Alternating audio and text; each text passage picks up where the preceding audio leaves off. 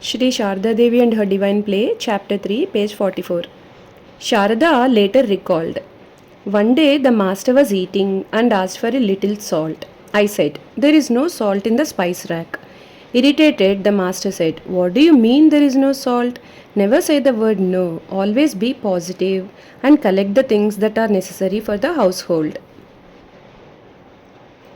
When my mother visited Kamarpakur, the master received her cordially and asked her to make some pickle for him. During my stay in Kamarpakur, Ramlal's father would ask me to sleep with his brother, and the master would smile. At that time, we used to sleep in the same bed, and he would tell me stories the whole night. He taught me how to do housework and behave with people. One should know that God is one's very own, the eternal substance. Ramakrishna addressed Bhairavi Brahmani as mother, so Sharada regarded her as her mother-in-law. However, the Brahmani was hot-tempered and Sharada was afraid of her. Sharada later recalled, she was fond of chilies and cooked her own food, which was excessively hot. She would share her food with me. I silently ate it, always wiping away my tears. When she would ask, "How is it?" I answered fearfully, "Very nice indeed." My sister-in-law commented, "Ha, it is terribly hot." The Brahmani would be angry at such criticism of her cooking and exclaim, "My daughter says that it is tasty. Nothing can please you. I will not give you what I cook anymore." The Brahmani became very jealous of Sharada because the master was paying attention to her. At that time, the Brahmani also had a disagreement with Hriday regarding the village caste rules. When she realized her mistake, she repented and begged forgiveness from the master and then left for Varanasi. Sharada later recalled, one day the Brahmani decorated the master like Gauranga with garlands and sandal paste. The master was in an ecstatic mood. She called me to see him. As soon as I went there, the master asked, "How do I look?" "Wonderful," I said. Then I bowed down to him and left. One day, the Brahmani left without informing anybody. Ramakrishna was witty and full of fun. Sharada recounted the following incident. At Kamarpakur, Lakshmi's mother and I would prepare the meals. She was a good cook. One day, the master and Hriday were taking their meals.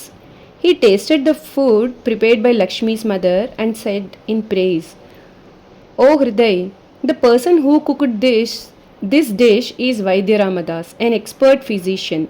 He then tasted what I cooked and commented, "The one who has prepared this is Srinath Sen, a quack doctor." "That may be true," said Hriday.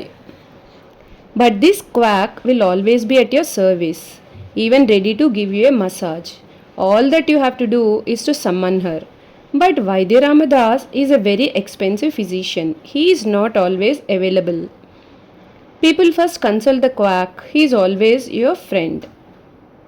That is true. She is always available, the master replied, smiling. Ramakrishna knew that Sharada would be a spiritual teacher one day, so he taught her about the insubstantial nature of the world and warned her about its sorrows and pitfalls. He trained her to cultivate detachment from transitory objects and develop devotion to God, who alone is real and eternal. Lakshmi later recalled the following incident which she witnessed in Kamarpakur. One day, the master pointed to Aunt Sharada and said, "What good is there in giving birth like dogs and jackals to a whole brood of children? You raised your young brothers and sisters tenderly.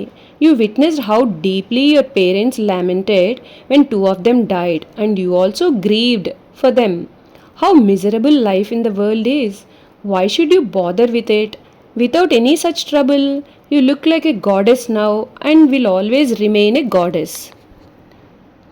One morning, the master was brushing his teeth with a twig, and Aunt was mopping the mud floor, mixing mud and cow dung with water. Pointing to Aunt, the master jokingly said, "Bedecked with jewellery, you may dance and sing at the rice-eating ceremony for your son, but you will fall on the ground crying when he dies." Hearing the master harping on the harping on death, Aunt Sharda asked gently, "But do they all die?" Perhaps the master felt that Aunt had the innate longing for motherhood that is present in all women. At once he loudly called out to the other ladies, "See, I have stepped on the tail of a cobra. Goodness gracious! I often said to myself, she is such a simple soul, unaware of the ways of the world. But see how much she keeps inside her. Did you hear what she said? Do they all die?" Aunt ran away. Jaima.